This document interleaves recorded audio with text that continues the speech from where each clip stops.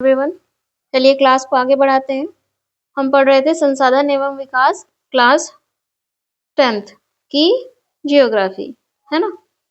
इसके अंतर्गत आज की क्लास में हम पढ़ेंगे मृदा संसाधन, सॉइल एज ए रिसोर्स। मृदा क्या है? एक संसाधन है। इससे पहले हम लैंड के बारे में पढ़ चुके हैं। तो शुरू करते हैं। मृदा संसाधन, संसाधन है। मृदा क्या है? एक संसाधन है। सॉइल, मृदा, मिट्टी क्या है? एक प्राकृतिक संसाधन है। क्या है ये? एक प्राकृतिक संसाधन है। प्राकृतिक संसाधन के साथ साथ ये एक नवीकरणीय संसाधन है जो स्वयं को भरता रहता है, या मिट्टी लगातार बनती रहती है। इसे ही क्या कहेंगे? नवीकरणीय संसाधन। नवीकरणीय संसाधन का एक अन्य नाम और कौन सा है? पुनः पूर्ति योग्य संसाधन, है ना। मृदा किसके विकास के लिए महत्वपूर्ण है? पेड़ पौधों। तो पेड़ पौधों के विकास के लिए क्या है? महत्वपूर्ण है। और पृथ्वी पर जितने भी जीव हैं उनका पोषण करती है। कौन? मृदा, सॉइल। मृदा एक जीवित सिस्टम है, जीवंत, जीवित से बेहतर होगा जीवंत सिस्टम है, लिविंग सिस्टम है। क्या है? लिविंग सिस्टम है। कुछ सेंटीमीटर मिट्टी या मृदा बनने के लिए कितने वर्ष लग जाते हैं? कई लाखों वर्ष लग जाते हैं। कुछ सेंटीमीटर मृदा बनने के लिए लाखों वर्ष लग जाते हैं। मृदा बनने की जो प्रक्रिया है उसमें कौन कौन से कारक होते हैं? उत्तरदायी होते हैं। मृदा बनने की जो प्रक्रिया है उसमें कौन कौन से कारक उत्तरदायी होते हैं? जैसे कि उच्चावच, रिलीफ। दूसरा जनक सैल या आधार चट्टान, है ना, आधार चट्टान या बेडरॉक। इसके अतिरिक्त जलवायु, फिर वनस्पति। वनस्पति भी मृदा मिट्टी के बनने में भूमिका निभाती है। इसके अतिरिक्त अन्य जैव पदार्थ, और इस पे इन सब के अतिरिक्त एक फैक्टर है जिस पर ध्यान नहीं जाता है, वो है समय। मृदा के बनने में क्या समय, क्या लग रहा है? समय। जैसे आपने जाना कुछ सेंटीमीटर मृदा बनने के लिए, मिट्टी के बनने के लिए लाखों वर्ष लग जाते हैं। तो कुछ सेंटीमीटर की मिट्टी बनने के लिए कितना समय लग गया? लाखों वर्ष। तब जाकर कुछ सेंटीमीटर की मिट्टी बन पाती है ना। इसके अतिरिक्त और भी कई तत्व हैं जो क्या करते हैं? मृदा के बनने में योगदान देते हैं। मृदा बनने में योगदान करते हैं। कौन योगदान करता है? कौन से फैक्टर है वो जो योगदान कर रहे हैं? जैसे कि तापमान परिवर्तन, तापमान परिवर्तन। तापमान परिवर्तन से क्या होगा? जो जनक शैल है, यहाँ पर है ना जनक शैल, जनक शैल के तापमान कम हो रहा है, ज्यादा हो रहा है। जो चट्टान है बेसिकली बहुत मजबूत चट्टान है, तापमान कम हो रहा है, ज्यादा हो रहा है, ज्यादा हो रहा है, कम हो रहा है, लगातार परिवर्तित हो रहा है। इससे क्या होगा? चट्टान कमजोर हो जाएगी, ठीक है। और कमजोर होगी तो धीरे धीरे करके वो टूटेगी। तो तापमान परिवर्तन, बहते जल की क्रिया, बहते जल की क्रिया, इससे भी जो जनक शैल है वो प्रभावित होगी। पवन, इसके अतिरिक्त हिमनदी और अपघटन की क्रियाएं। ये क्रियाएं योगदान करती हैं मृदा के बनने में। ठीक है। मृदा में इसके अतिरिक्त रासायनिक और कुछ जैविक परिवर्तन भी होते हैं। रासायनिक और जैविक परिवर्तन भी होते हैं मृदा बनने के क्रम में, जो कि महत्वपूर्ण है। मृदा जैव हो अजैव हो दोनों प्रकार के पदार्थों से बनती है। मृदा क्या जाना हमने, जैव है या अजैव, बायोटिक और एबायोटिक दोनों तरह के पदार्थों से मिलकर बनती है। दोनों प्रकार के पदार्थों से बनती है। मृदा बनने की ये जो प्रक्रिया है, अगर आप देखेंगे, मृदा का एक भाग ले लेते हैं तो सबसे नीचे उसमें क्या होता है, जनक सैल, जिसे आप क्या कह रहे हैं, आधार चट्टान कह रहे हैं, जो सबसे मोटी और सबसे मजबूत है। ये इसका क्या होगा, अपक्षय। अपक्षय क्या होता है, चट्टान की टूट फूट, है ना। जैसे तापमान परिवर्तन से, बहते जल की क्रिया से, पवन से, ये सब क्या कर रहे हैं, योगदान कर रहे हैं ना।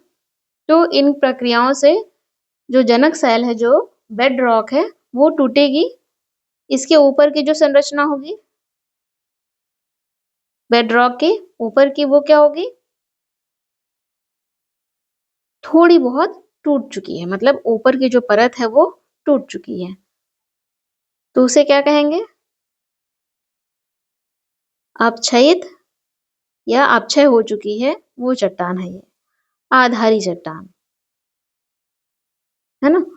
और इसके ऊपर की जो चट्टान होगी, सॉइल की जो संरचना आप देखेंगे, सॉइल की जो संरचना आप देख रहे हैं, इसके ऊपर की ये जो परत है मिट्टी की, मृदा की, इसमें सैंड, बालू, सिल्ट, जिसे आप गाद भी कह सकते हैं, और मृतिका, इंग्लिश में क्या कहते हैं, क्ले, ये इसके ऊपर की परत में ये पाए जाते हैं। अर्थात जो चट्टान थी, बेड रॉक सबसे मजबूत है, इसका अपक्षय हुआ तो कुछ अपक्षयित चट्टान ऊपर की परत में देखने को मिलती है, और इसके ऊपर जो अपक्षयित चट्टान है, इसमें भी क्या हो रहा है, अपक्षय हो रहा है, लगातार टूट फूट हो रही है, जिसके कारण अगली परत में बालू, सिल्ट और मृतिका की परत देखने को मिलती है। और इसके ऊपर जो सबसे ऊपरी परत है, जिसे टॉप सॉइल कहते हैं, क्या कहते हैं, टॉप सॉइल, टॉप सॉइल। ये जो टॉप सॉइल है, इसमें महीन मृदा, ये क्या है, महीन मृदा देखने को मिलती है। ये अपर सॉइल है, सॉइल की अपर लेयर है, जैसे टॉप सॉइल है ना, क्या है, सॉइल की अपर लेयर है।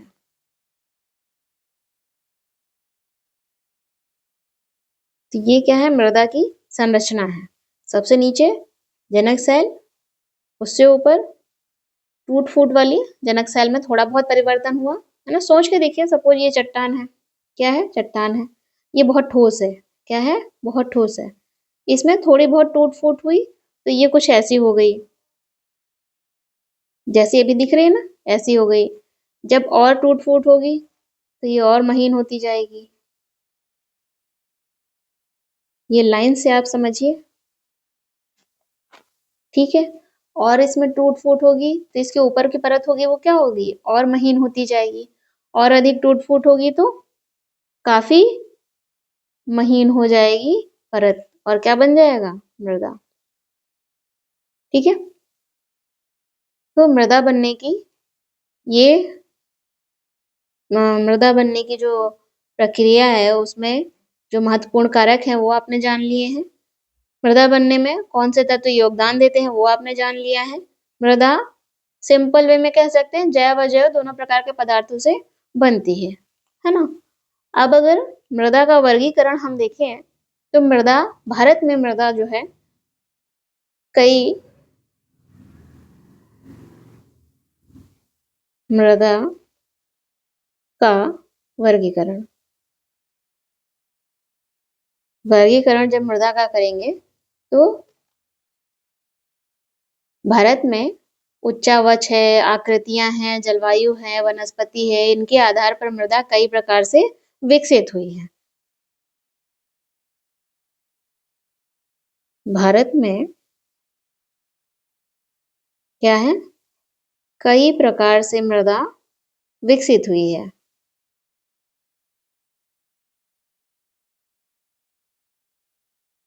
जैसे कि नंबर 1, पहली मृदा का क्या नाम है, जलोढ़ मृदा। इंग्लिश में क्या कहेंगे, एलुवियल सॉइल।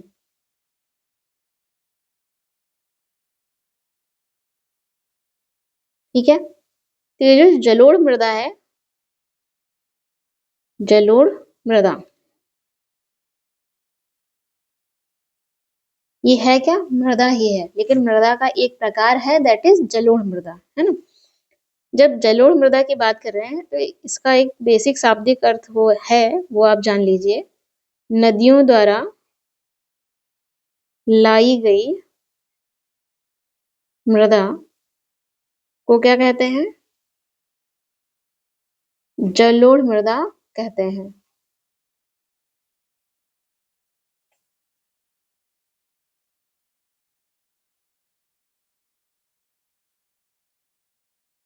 बाढ़ के समय आती है ना मृदा जो, उसे ही क्या कहते हैं, जलोढ़ मृदा कहते हैं। तो नदियों द्वारा लाई गई मृदा को जलोढ़ मृदा कहते हैं। ये आपको समझ में आना चाहिए और याद रहना चाहिए। तो ये मृदा कहाँ कहाँ पाई जाती है, ये आपको समझना क्या हो जाएगा, आसान हो जाएगा। जैसे जलोढ़ मृदा का जो विस्तार है वो काफी ज्यादा है, एक बड़े भूभाग में फैली हुई है ये मृदा, विस्तार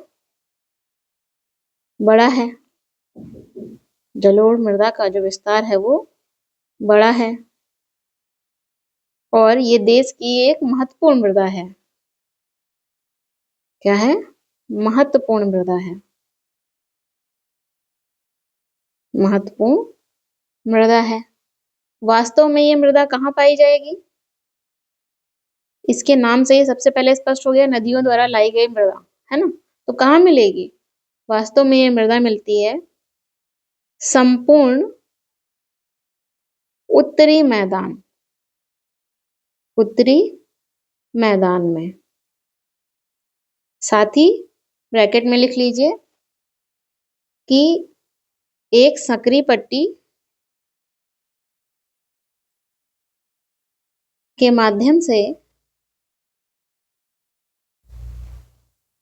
गुजरात और राजस्थान में भी देखने को ये मृदा मिलती है। गुजरात और राजस्थान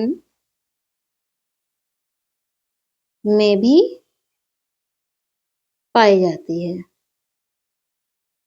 ठीक है, तो मूल रूप से ये संपूर्ण उत्तरी मैदान, भारत का जो उत्तरी मैदान है वहां पर पाई जाती है एलुवियल सॉइल। ये उत्तरी मैदान है, तो यहाँ उत्तरी मैदान में कौन सी सॉइल पाई जाती है, एलुवियल सॉइल। तो आप देख सकते हैं इसका विस्तार कितना अधिक है। सबसे पहले लाइन में क्या था, नदियों द्वारा लाई गई मृदा। तो ये मृदा कौन सी नदियों द्वारा लाई गई है, ये हम जान लेते हैं। ये मृदा 3 महत्वपूर्ण नदियों द्वारा लाए गए जो निक्षेप हैं उससे बनी है। 3 महत्वपूर्ण नदियों द्वारा लाए गए निक्षेप से बनी है। निक्षेप दैट इज डिपॉजिट, डिपॉजिट से बनी है। 3 महत्वपूर्ण नदियां कौन सी हैं, सिंधु नदी, गंगा नदी और ब्रह्मपुत्र नदी, ब्रह्मपुत्र नदी। उत्तरी मैदान में तो बड़े पैमाने पर ये मृदा पाई जाती है, लेकिन इसके अतिरिक्त कहाँ भारत में मिलती है? तो पूर्वी तटीय मैदान, पूर्वी तटीय मैदान, विशेषकर महानदी, गोदावरी, पूर्वी तटीय मैदान विशेषकर महानदी, गोदावरी, कृष्णा, कावेरी, इन नदियों के डेल्टा, इन नदियों के जो डेल्टा क्षेत्र है वो किससे बने हैं? जलोढ़ मृदा से बने हैं, एलुवियल सॉइल से बने हैं। तो यहाँ पर भी एलुवियल सॉइल मिलती है। ठीक है, ये हमें याद रखना है कि इसका विस्तार कहाँ तक है एलुवियल सॉइल का। जो एलुवियल सॉइल है, जलोढ़ मृदा है, इसमें रेत, सैंड, सिल्ट जिसे गाद भी कहते हैं, है ना, और मृतिका, क्ले के विभिन्न अनुपात में पाए जाते हैं। इनके अनुपात में जलोढ़ मृदा मिलती है।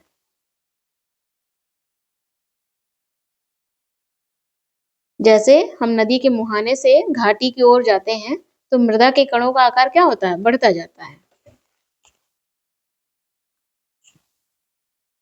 नदी घाटी का जो ऊपरी भाग है, जैसे ढाल के पास, उसके जो समीप होते हैं, ढाल के समीप मोटे कण वाली मृदा पाई जाती है। नदी घाटी के ऊपरी भाग में मोटे कण वाली मृदा पाई जाती है।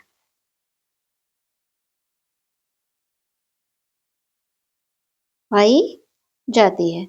और ऐसी मृदाएं, ऐसी जो मिट्टी होती है वो पर्वतों की तलहटी पर जो बने हुए मैदान होते हैं, जिन्हें कुछ स्थानों पर द्वार या चो क्षेत्र या फिर तराई में आमतौर पर पाई जाती है। इन नामों से जाना जाता है ना, इन क्षेत्रों में पाई जाती है। मोटे कण वाली जो मृदा है, ये पर्वतों की तलहटी, ये पर्वत है ना, ऐसा होता है ना पर्वत का आकार, तो ये जो क्षेत्र होता है, ये क्या है? पर्वतों की तलहटी का क्षेत्र है ना। तो तलहटी पर जो बने हुए मैदान हैं, इन मैदान में अलग अलग क्षेत्रों में अलग अलग नाम से इन मैदानों को जाना जाता है, जैसे कि द्वार है, चो है, या फिर तराई। यहाँ पर मोटे कण वाली मृदा पाई जाती है। मोटे कण वाली मृदा पाई जाती है। ठीक है, अगर कणों के आधार पर देखेंगे तो मृदा की पहचान जो है, कणों के आकार के अलावा जो मृदा की पहचान है वो आयु के आधार पर भी होती है। आयु के आधार पर एलुवियल जो सॉइल है वो दो प्रकार की है। किसके आधार पर? आयु के आधार पर। जलोढ़ मृदा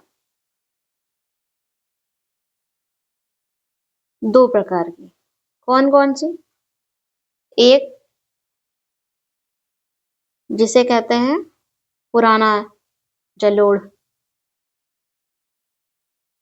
आपको याद होगा बांगर, और दूसरा है नया जलोढ़, एलुवियल सॉइल, जिसे कहते हैं खादर। ये नई है और ये पुरानी है। तो जो पुराना भाग है वो क्या है? बांगर मृदा जो होती है, इसमें कंकड़ पत्थर बहुत होते हैं। कंकड़ पत्थर, इस मृदा में कंकड़ पत्थर बहुत होते हैं, है ना।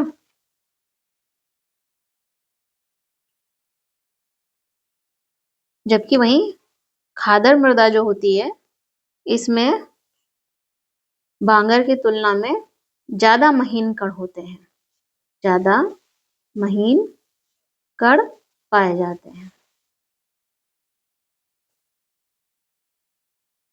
एलुवियल सॉइल, जलोढ़ मृदा बहुत उपजाऊ है। उपजाऊ की बात करेंगे तो ये जो खादर मृदा है जलोढ़ में, ये बहुत उपजाऊ होती है, बहुत उपजाऊ है। जो जलोढ़ मृदा है, एलुवियल सॉइल है, इसमें अधिकतर क्या पाया जाता है? कौन से तत्व पाए जाते हैं? अधिकतर पोटास, फास्फोरस और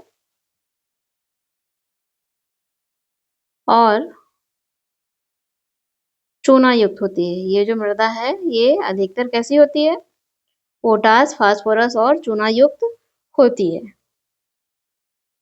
इन तत्वों के कारण इस मृदा में कौन सी फसल के लिए उपयुक्त है ये? गन्ना है, चावल है, गेहूं है, दलहन है। दलहन, इसके अलावा और भी कुछ फसलें उगाई जा सकती हैं, आदि लिख लीजिए। इनके लिए उपयुक्त है। उपयुक्त मृदा है कौन सी? जलोढ़ मृदा, एलुवियल सॉइल।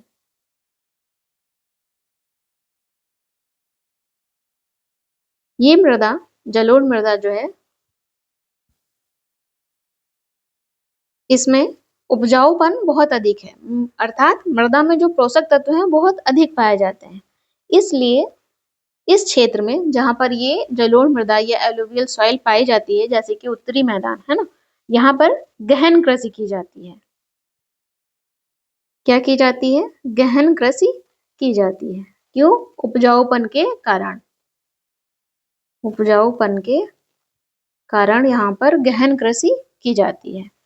उत्तरी मैदानी भाग है तो आपको यहीं पर जनसंख्या घनत्व तो अधिक देखने को मिलेगा, अर्थात यहाँ अधिक लोग निवास करते हैं। यहाँ जो जनसंख्या है वो अधिक है, तो जनसंख्या घनत्व तो क्या होगा? अधिक होगा। ये है भी क्या? मैदानी भाग है, मैदानी भाग में जनसंख्या अधिक होगी। वहीं अगर जलोढ़ क्षेत्र में ही जो कुछ सूखे क्षेत्र हैं, वहां की जो मृदा होती है वो कैसी होती है? जलोढ़ क्षेत्र में ही, एलुवियल क्षेत्र में ही जो सूखे क्षेत्र की मृदा होती है, मिट्टी होती है, वो कैसी होती है? क्षारीय होती है।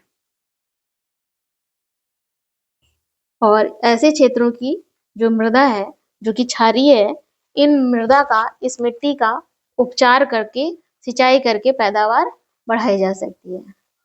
इस मृदा का क्या करते हैं? उपचार करते हैं और सिंचाई, सही उपचार और सिंचाई करके पैदावार बढ़ाई जा सकती है। पैदावार बढ़ाई जा सकती है।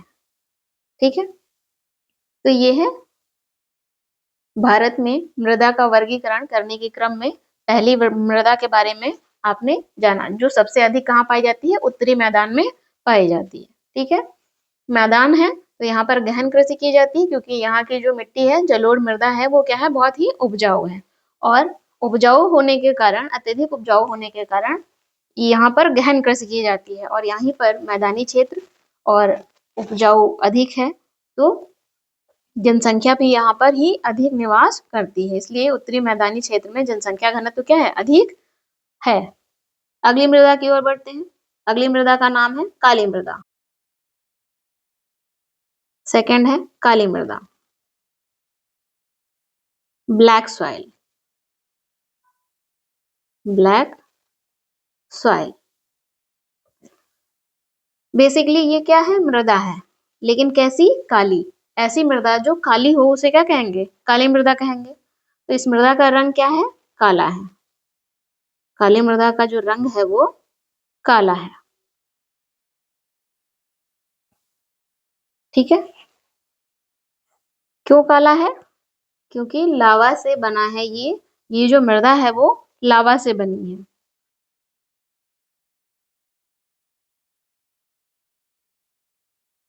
क्यों काला है? लावा जनक शैलों से ये मृदा बनी है।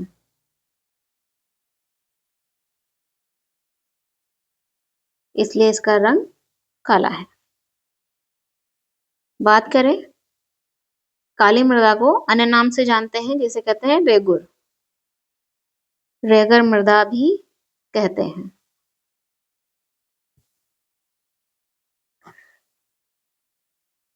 काली मृदा का एक और नाम है रेगुर मृदा के अलावा, काली कपास मृदा।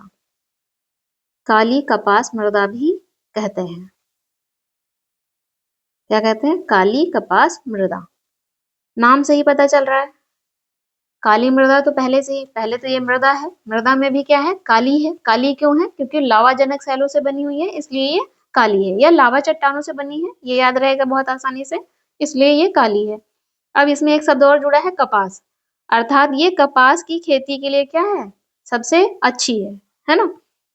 तो यहीं पर आप लिख लें, कपास की खेती के लिए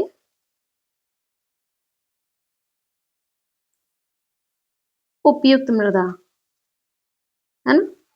उपयुक्त मृदा, इसलिए इसका नाम काली कपास मृदा है। और काली मृदा के बनने में जो लावा चट्टान है, उसके अतिरिक्त लावा चट्टान से तो बनी ही है, जाहिर सी बात है किसने योगदान दिया होगा? सोच के देखो। जलवायु ने, और जनक शैल तो हैं ही, बेड रॉक्स, उन्होंने योगदान दिया है इसके बनने में, इस मृदा के बनने में। इस प्रकार की ये जो काली मृदा है, ये कहाँ पाई जाती है? दक्कन पठार। इसका जो विस्तार क्षेत्र है, फैलाव है, कहाँ है? दक्कन पठार क्षेत्र के उत्तर पश्चिमी भागों में पाई जाती है। कहाँ? उत्तर पश्चिमी भागों में पाई जाती है।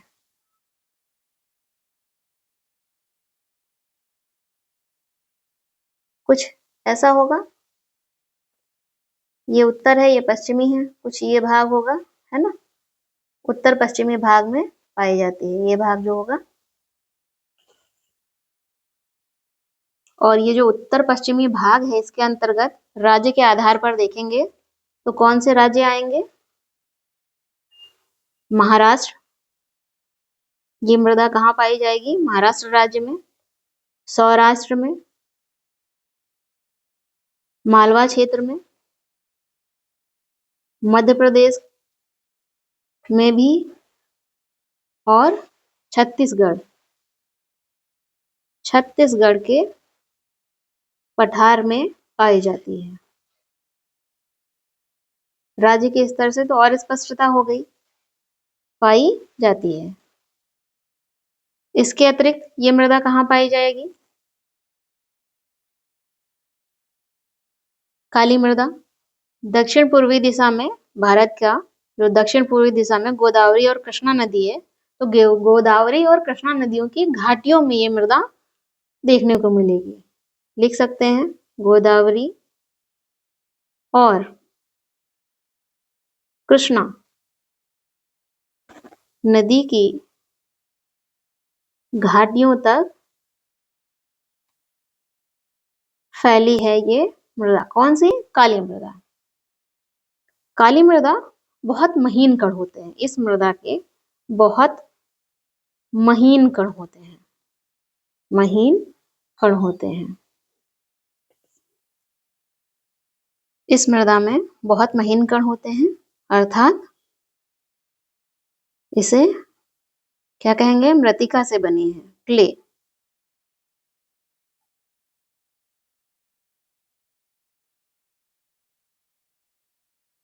और बहुत महीन कण होने के कारण ही इस मृदा की जो नमी धारण क्षमता है, नमी को धारण करने की क्षमता है, वो बहुत अधिक होती है।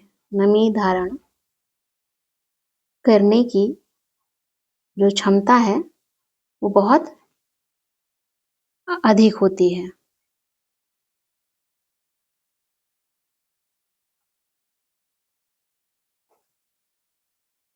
मृदा में काली मृदा में कई पौष्टिक तत्व पाए जाते हैं, जैसे एलुवियल सॉइल में या जलोढ़ मृदा में आपने देखा था पौष्टिक तत्व मिल रहे थे। कौन कौन से? या पोषक तत्व मिल रहे थे, पोटास है, फास्फोरस है और चूना युक्त होती है ना। वैसे ही इस मृदा में कौन से पोषक तत्व हैं? Calcium carbonate, calcium carbonate, magnesium,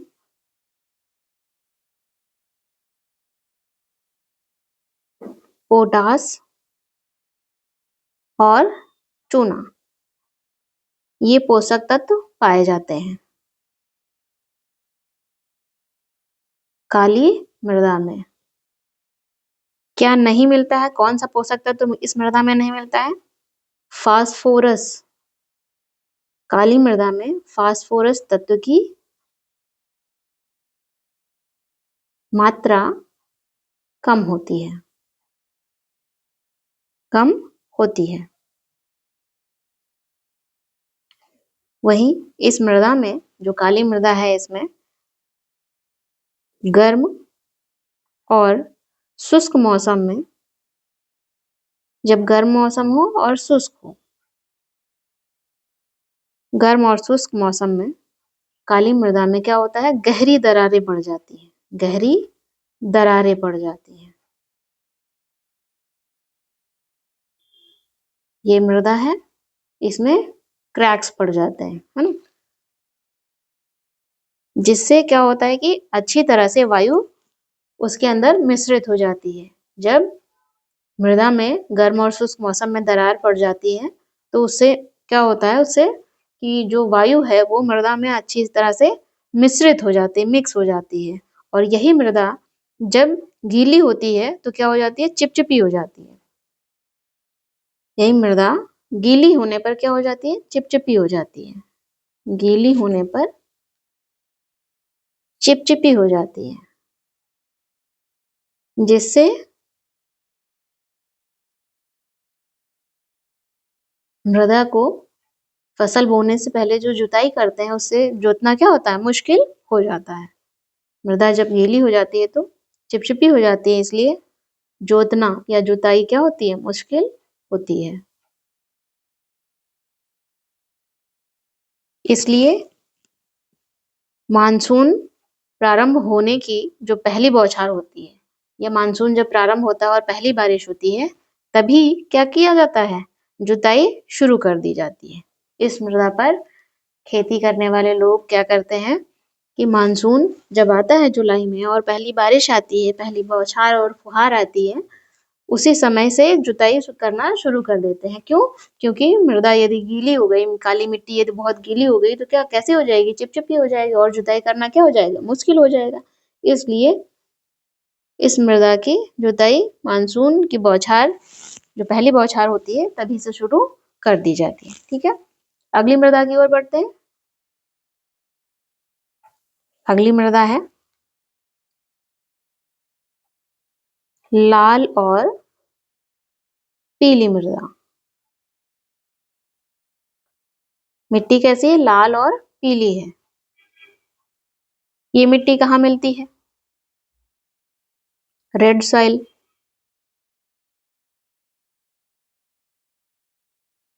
ये दक्कन पठार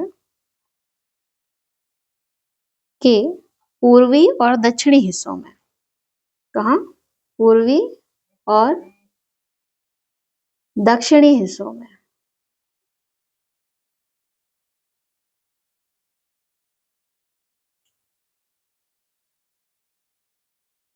ये मृदा देखने को मिलेगी। कैसी होती है? रवेदार। रवेदार समझते हैं? रवा देखा है आपने? बस वैसे ही दाने, छोटे छोटे दाने की जैसी रवेदार। आग्नेय चट्टान, आग्नेय चट्टानों पर कम वर्षा वाले भागों में विकसित हुई है ये मृदा। कम वर्षा वाले भागों में ये मृदा विकसित हुई है, बनी है। ठीक है, अगर इस मृदा को देखें राज्य के स्तर पर भारत में तो कहाँ पर पाई जाती है? ओडिशा है, छत्तीसगढ़ है, मध्य गंगा मैदान है, गंगा मैदान के दक्षिणी छोर पर, मध्य गंगा मैदान के दक्षिणी छोर पर, और पश्चिमी घाट में, और जो पश्चिमी घाट है, पश्चिमी घाट के पहाड़ी पद पर पाई जाती है ये मृदा।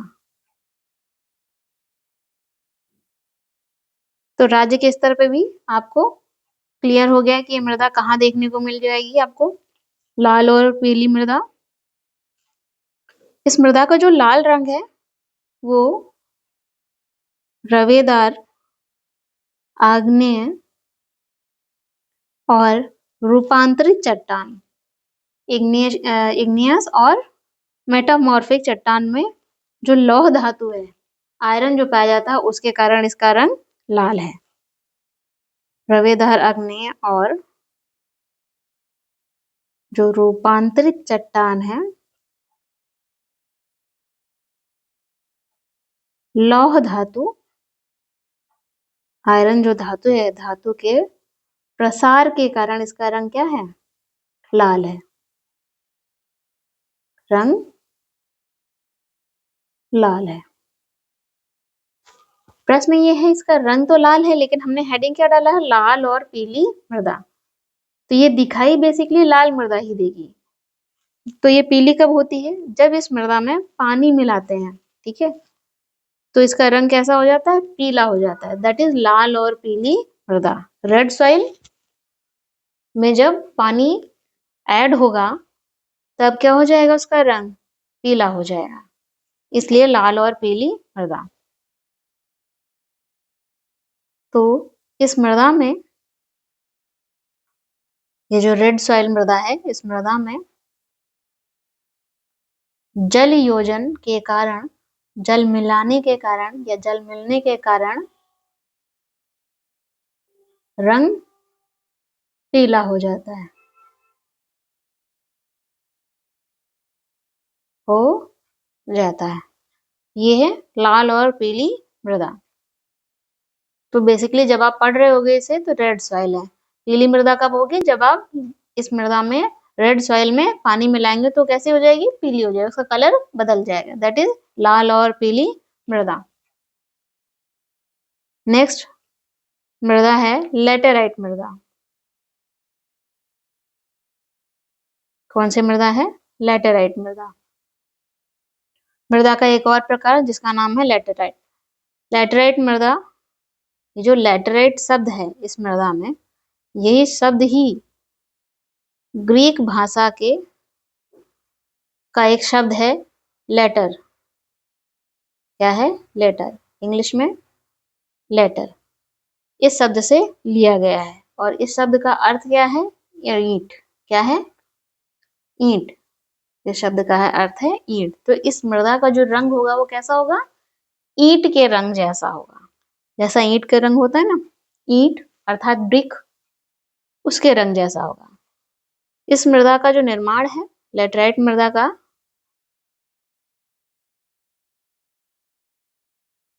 का जो निर्माण है वो किस क्षेत्र में हो रहा है? उष्णकटिबंधीय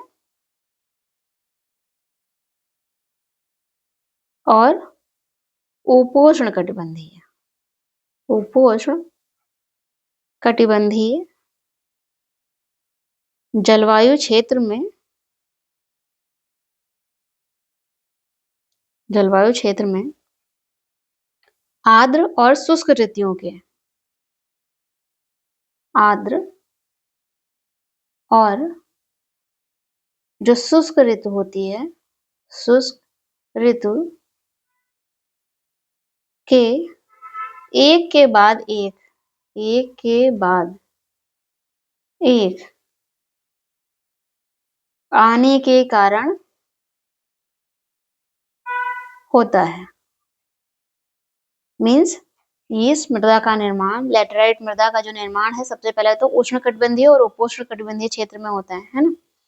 और इस क्षेत्र में आर्द्र और शुष्क जलवायु, ह्यूमिडिटी वाली जलवायु और शुष्क ऋतु जब आती है एक के बाद एक करके, तो उसके कारण ही इस मृदा का निर्माण होता है।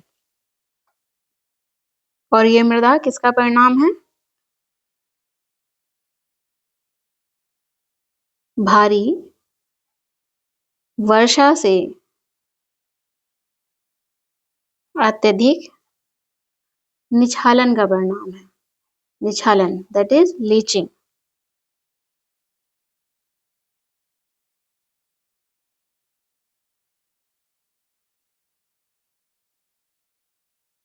लैटेराइट मृदा अधिकतर अम्लीय होती है। कैसी है? अधिकतर गहरी और अम्लीय है, एसिडिक है। ये सॉइल कैसी है? एसिडिक है। इस मृदा में सामान्य तौर पर पोषक तत्वों की कमी होती है। सामान्यतः पोषक तत्वों की कमी होती है। पोषक तत्वों की कमी होती है। किन क्षेत्रों में आपको ये मृदा देखने को मिलेगी? मृदा पाई जाती है। बड़े स्तर पर तो आपने जान लिया। राज्य के स्तर पर देखें, भारत में ये मृदा किन क्षेत्रों में पाई जाती है? अधिकतर दक्षिणी राज्यों में ये मृदा देखने को मिलेगी। लैटेराइट मृदा देखने को मिलेगी अधिकतर दक्षिणी राज्यों में। फिर महाराष्ट्र के पश्चिमी घाट क्षेत्रों में, महाराष्ट्र के पश्चिमी घाट के क्षेत्रों में ये मृदा देखने को मिलेगी। उड़ीसा, पश्चिम बंगाल के कुछ भागों में देखने को मिलेगी। इसके अतिरिक्त उत्तर पूर्वी और उत्तर पूर्वी प्रदेशों में भी पाई जाती है। उत्तर पूर्वी प्रदेशों में भी ये मृदा, लैटेराइट मृदा देखने को मिलेगी। इस मृदा में जहां पर पर्णपाती, डेसिडुअस और सदाबहार वन मिलते हैं,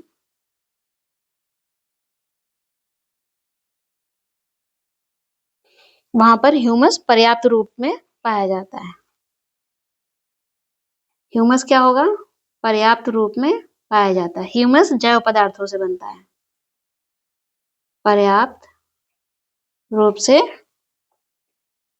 पाया जाता है।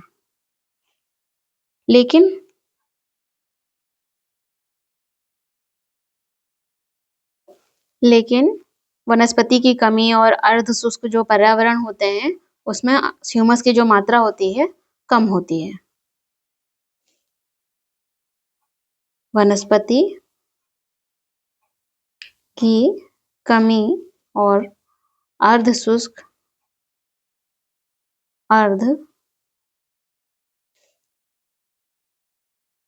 शुष्क जो पर्यावरण हुआ है, वहां पर क्या होता है? ह्यूमस की कमी होती है, जैव पदार्थों की कमी होती है। और अगर स्थल रूपों को की स्थिति के हिसाब से देखें, क्योंकि ये मिट्टी, लैटेराइट मृदा ज्यादातर दक्षिणी क्षेत्रों में, भारत का जो दक्षिणी भाग है उस क्षेत्र में पाई जाती है, तो अपरदन और जो भूमि निम्नीकरण की संभावना बनी रहती है। तो मृदा को संरक्षित, बचाव करते हुए क्या करते हैं? कुछ तकनीकी का प्रयोग करते हुए कर्नाटक है, केरल है और तमिलनाडु,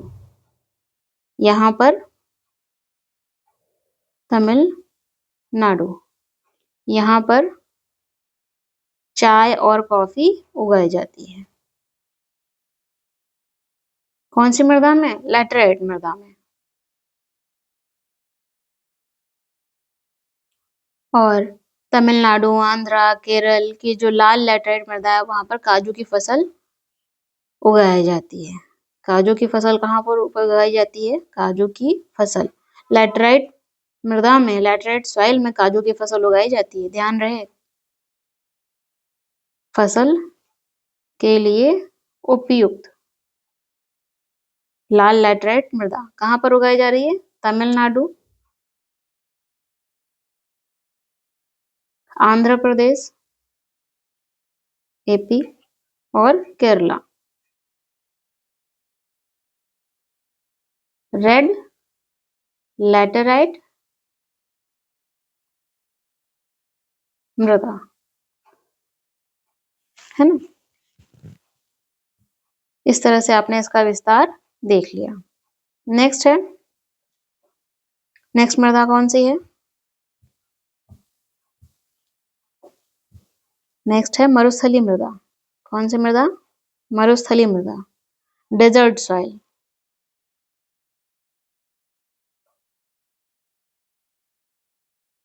मरुस्थलीय मृदा का जो रंग है वो कैसा होता है?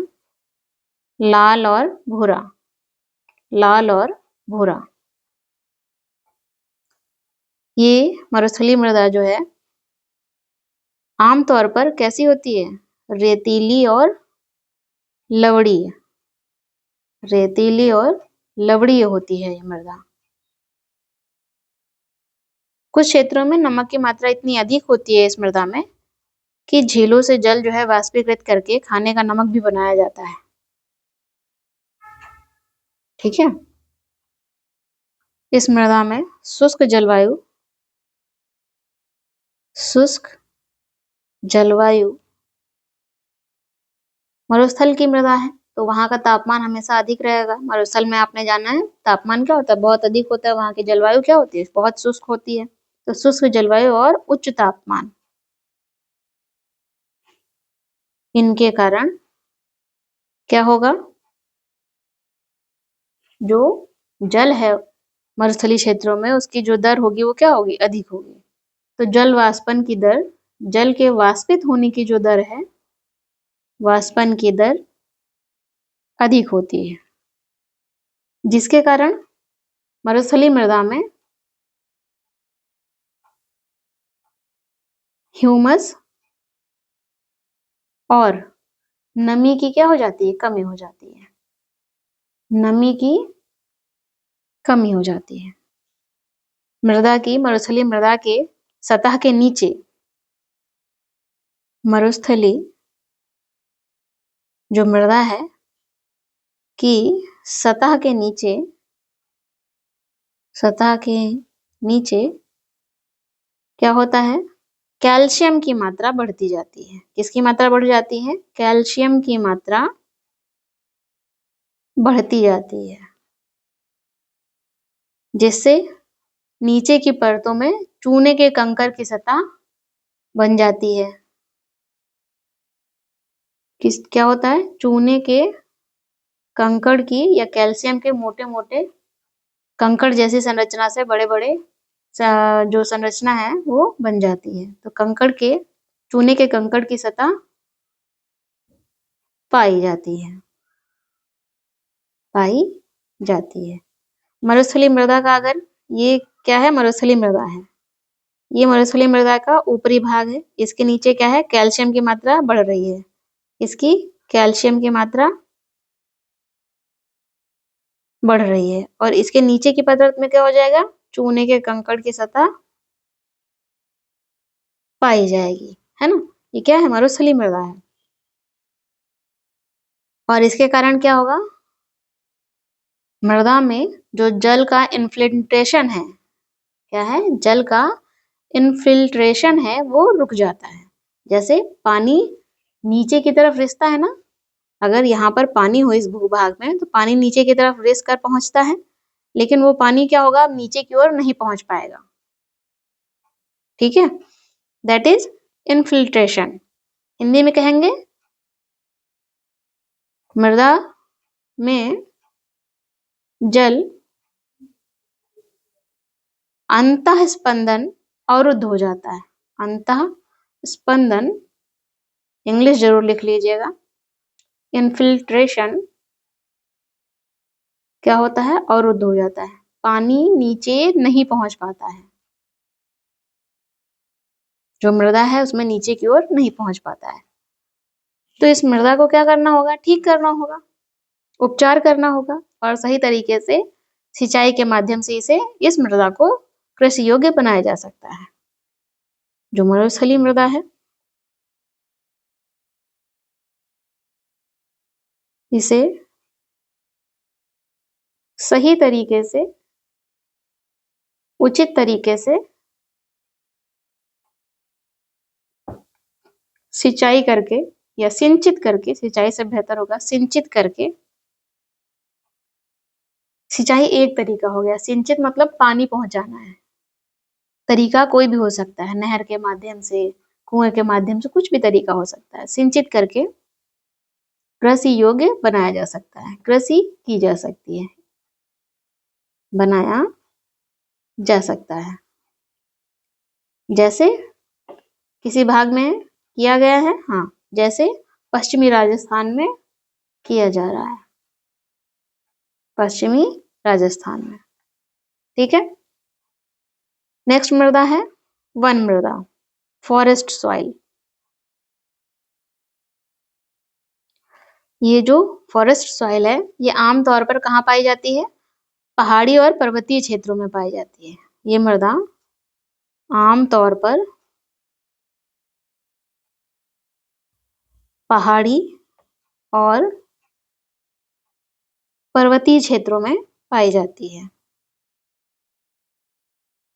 पर्वतीय क्षेत्रों में पाई जाती है, जहां पर पर्याप्त वर्षावन उपलब्ध हो। जहां पर पर्याप्त वर्षावन होते हैं वहीं पर ये मृदा पाई जाती है। ब्रैकेट में लिख सकते हैं, पर्याप्त वर्षावन उपलब्ध हो, वहां पर ये मृदा पाई जाती है। यहाँ ये जो फॉरेस्ट मृदा है, वन मृदा, इसमें पर्वतीय पर्यावरण के अनुसार क्या होता है? बदलाव होता है। पर्वतीय पर्यावरण के अनुसार इस मृदा में बदलाव देखने को मिलते हैं, के अनुसार बदलाव आता है। नदी घाटियों में ये मृदा दोमट और कैसी? सिल्टदार होती है। नदी घाटियों में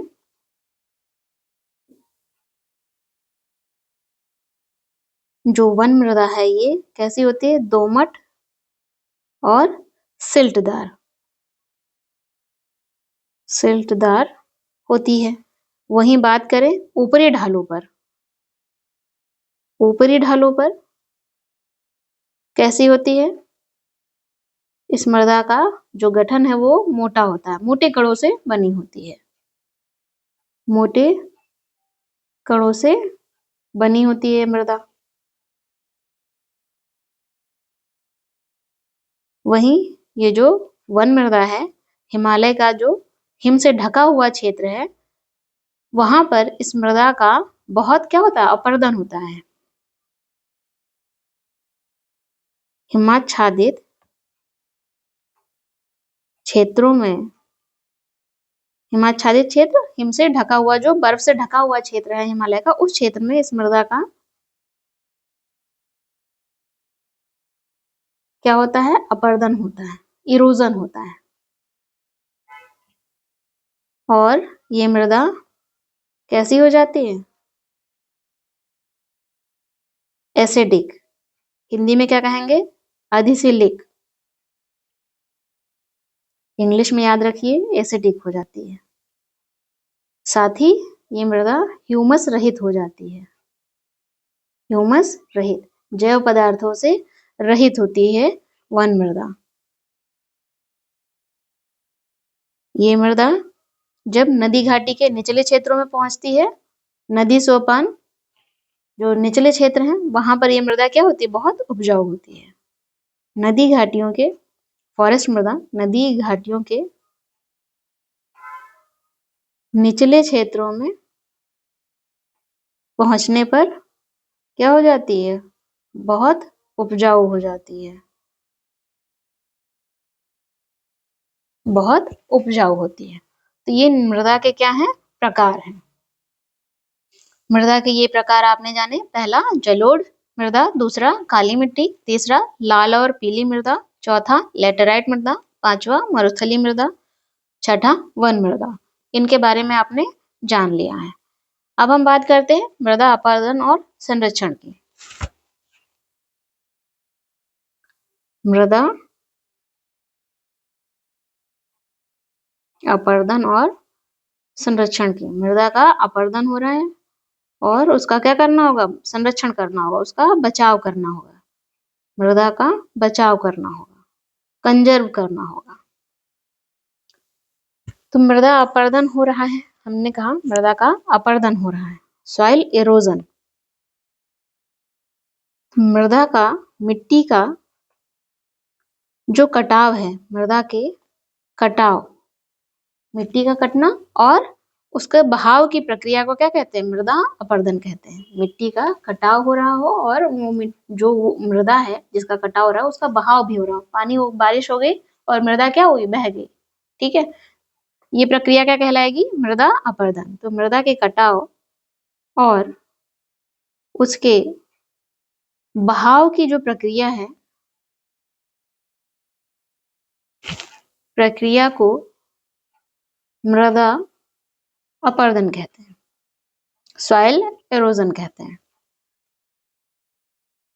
मृदा के बनने, मिट्टी के बनने और अपरदन की जो क्रिया है आमतौर पर क्या होता है? 7 साल चलती है। आपने जाना मृदा को बनने में, कुछ 1 सेंटीमीटर बनने में मृदा की जो प्रक्रिया है उसमें लाखों वर्ष लगते हैं। तो उसी ड्यूरेशन में मृदा क्या हो रही है? अपरदित भी हो रही है। मृदा का कटाव भी हो रहा है, मीन्स जहां मृदा पहले से है वहां मृदा का कटाव हो रहा है, जहां मृदा नहीं है या है एक तरफ बन रही है, दूसरी तरफ वहीं अपरदित भी हो रही है ना।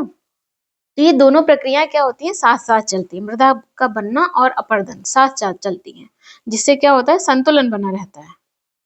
लेकिन मृदा के बनने और अपरदन की क्रिया जो कि साथ साथ चलती है, इससे संतुलन बना रहता है, मैंने बताया आपको।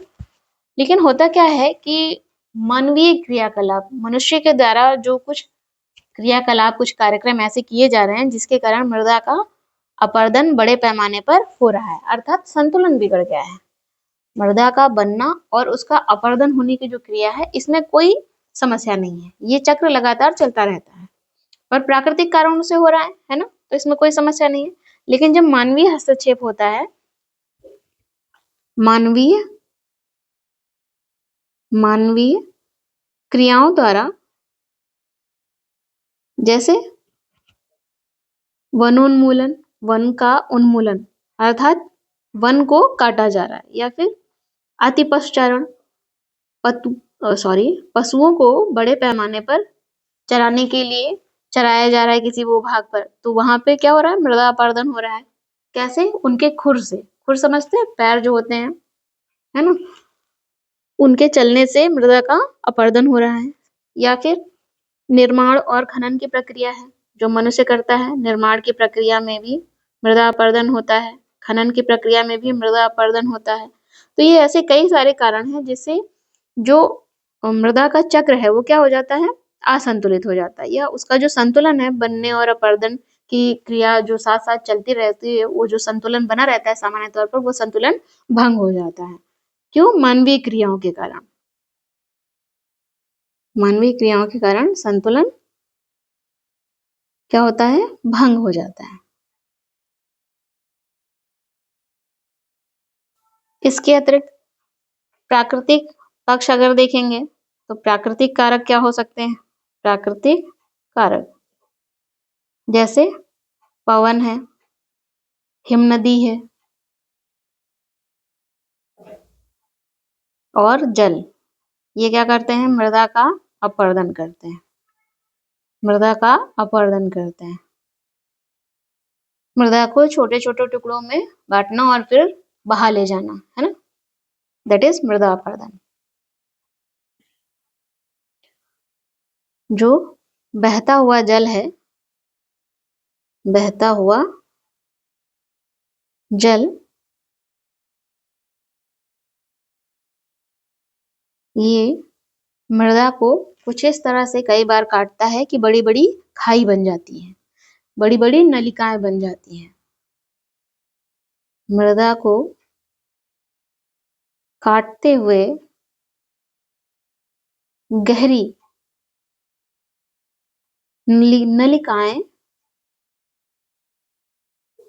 बनाता है। कौन? बहता हुआ जल। बहता हुआ जल जैसे एक पतली धार है, ये बह रहा है ना? तो हल्की सी मृदा कट रही है, लेकिन ये लगातार अगर बहता ही रहे तो ये क्या होगा? स्पेस बड़ा होता जाएगा। अब इतने बड़े भूभाग की मृदा को बहा रही है, तो धीरे धीरे ये क्या होगा? एक खाई की जैसी बनती जाएगी, है ना? बड़ी बड़ी नलिका बन जाएगी। तो इस तरह से नलिकाएं बनती जाती हैं। कैसे? बहते हुए जल से ही बन रही हैं। इन्हें क्या कहेंगे? अवनलिकाएं कहते हैं। अवनलिकाएं। ये जो बड़ी बड़ी नलिकाएं बनती हैं, इन्हें क्या कहेंगे? अवनलिकाएं कहते हैं। ऐसी जो भूमि हो जाती है, ऐसी भूमि जहां पर बहते हुए जल के कारण बड़ी बड़ी गहरी गहरी नलिकाएं मृदा में बन जाती हैं, जिसे अवनलिकाएं कहते हैं। ऐसी भूमि जोतने योग्य नहीं रहती है। ऐसी भूमि जोतने योग्य नहीं रहती है। तो ऐसी भूमि को क्या कहते हैं? उत्खात भूमि। क्या कहते हैं? उत्खात भूमि। इंग्लिश में क्या बोलेंगे? हिंदी में नहीं भी याद रहे तब भी याद होना चाहिए, बैडलैंड। क्या? बैडलैंड कहते हैं। ये जो बैडलैंड है, कहाँ पर भारत में देखने को मिलेगा? चंबल बेसिन में। जैसे चंबल बेसिन, चंबल नदी का जो बेसिन है, वहां पर पानी के द्वारा, जल का जो बहाव है उसके द्वारा बड़े बड़े भूमि में खड्ड या गहरी गहरी नलकाएं बन गई हैं, है ना? चंबल बेसिन में कई बार क्या होता है, जल जो है बड़े पैमाने पर बड़े क्षेत्र को ढककर ढाल के साथ नीचे की ओर बहता है। क्या करते हैं? कई बार क्या होता है, जो जल है, पानी है, ये विस्तृत क्षेत्र में, विस्तृत क्षेत्र को ढके हुए, विस्तृत क्षेत्र को कवर करता है, मतलब फैल गया है ना? और फिर ढाल का अनुसरण करता है, ढाल के साथ नीचे की ओर बहता है, ढाल के साथ नीचे की ओर बहता है। और जब ऐसा होता है तो जो मृदा की ऊपरी परत है, दैट इज ऊपरी जो मृदा है, वो क्या हो जाती है? घुल जाती है, घुल कर साथ बह जाती है। और इसे क्या कहते हैं? चादर अपर्दन। मृदा का घुलकर साथ बह जाना क्या है? चादर अपर्दन। इंग्लिश में कहते हैं सीट एरोजन। सीट एरोजन कहते हैं।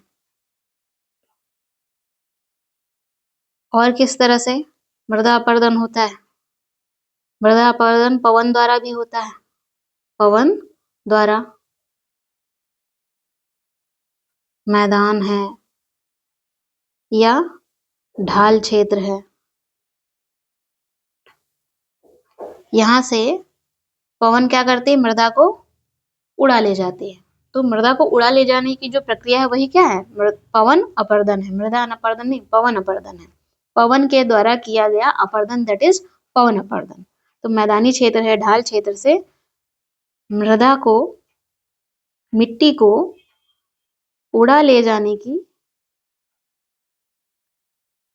प्रक्रिया क्या कहलाती है? पवन अपर्दन, विंड एरोजन। क्या कहलाती है? विंड एरोजन, पवन अपर्दन। इसके अतिरिक्त कैसे होता है अपर्दन मृदा का? कृषि के कृषि यदि गलत तरीके से की जाए तो भी मृदा अपर्दन होता है। तो कृषि के गलत तरीकों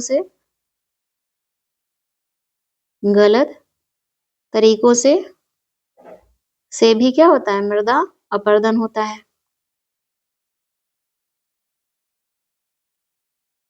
होता है। गलत ढंग से हल चला रहे हैं। ढाल पर ऊपर से नीचे की ओर हल चलाने से वाहिकाएं बन जाती हैं, है ना, नलिकाएं बन जाती हैं, जिसके अंदर से बहता पानी आसानी से मृदा का कटाव करता है। जैसे ये पर्वत है, सपोज अगर बारिश हुई, या आप यहाँ से सोचिए पानी गिराइए, पर्वत से तो पानी गिरा नहीं सकते, तो बारिश ही करवाते हैं ना। तो पानी किस तरफ बहेगा? इस तरह से नीचे की ओर बहेगा, ढाल का अनुसरण करते हुए नीचे की ओर बहेगा। और अगर इसी दिशा में आप क्या कर रहे हैं, जुताई कर रहे हैं, कुछ इसी दिशा में जुताई कर रहे हैं, तो क्या होगा, मिट्टी का कटाव बड़े स्तर पर होगा, मीन्स ज्यादा होगा, है ना।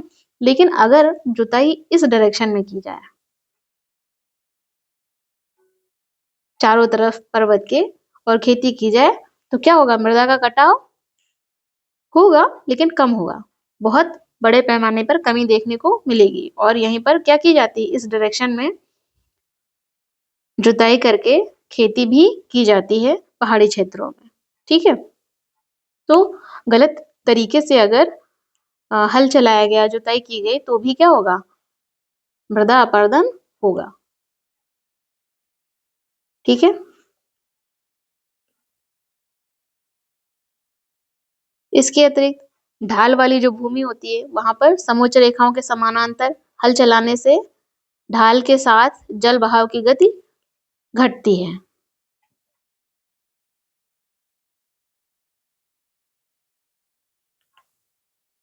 ढाल वाली भूमि पर जो समोच्च रेखाएं हैं, जो कि मैंने अभी बताया है, रेखाओं के समानांतर हल चलाने पर क्या होता है,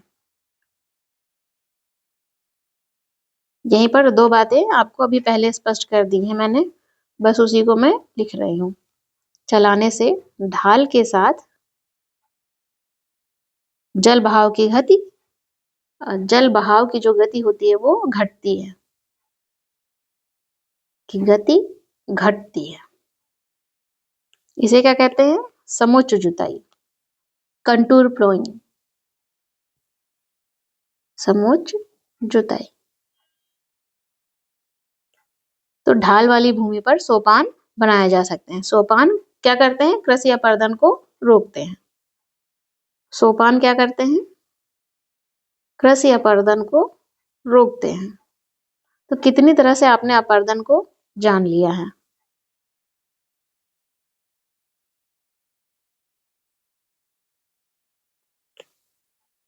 इसके अतिरिक्त ये जो सोपान कृषि है, पश्चिमी और मध्य हिमालय में सोपान कृषि काफी विकसित है। पश्चिमी और मध्य हिमालय में सोपान कृषि काफी विकसित है। सोपान को सीढ़ीदार कृषि भी कहते हैं, सीढ़ीदार कृषि भी कहते हैं। इसके अतिरिक्त अब हम संरक्षण की बात कर रहे हैं ना, तो बड़े खेतों को पट्टियों में बांटा जाता है, फसलों के बीच में घास की पट्टियां उगाई जाती हैं, और ये पट्टियां क्या करती हैं, पवनों द्वारा जब हवा चलती है तो उसको कमजोर करती है, विंड को कमजोर करती है। और इस तरीके को पट्टी कृषि कहते हैं। क्या कहते हैं, पट्टी कृषि, स्ट्रिप फार्मिंग।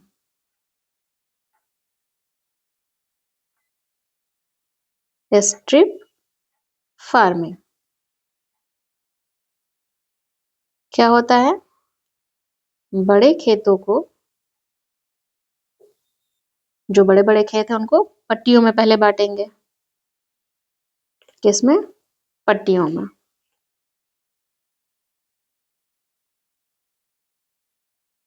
पट्टियों में बांटा, और फिर फसलों के बीच में, फसलों के बीच में घास की पट्टियां उगाई जाती हैं, जो क्या करती हैं, पवन को या पवनों द्वारा जो बल उत्पन्न किया जाता है, जनित बल को कमजोर करती है। इसके अतिरिक्त रक्षक मेखला मृदा अपरदन को रोकने का तरीका, that is shelter belt. English में क्या कहेंगे? Shelter belt. पेड़ों को कतारों में लगाया जाता है जिससे पवनों की गति कम हो जाती है।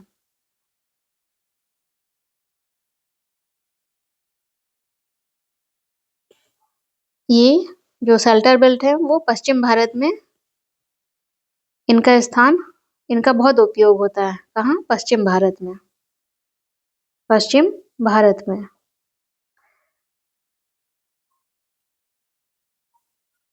तो इस तरह से आपने मृदा संरक्षण और मृदा अपरदन कैसे होता है वो भी जान लिया है। आज की क्लास में इतना ही, फिर मिलते हैं अगली क्लास में। Thank you.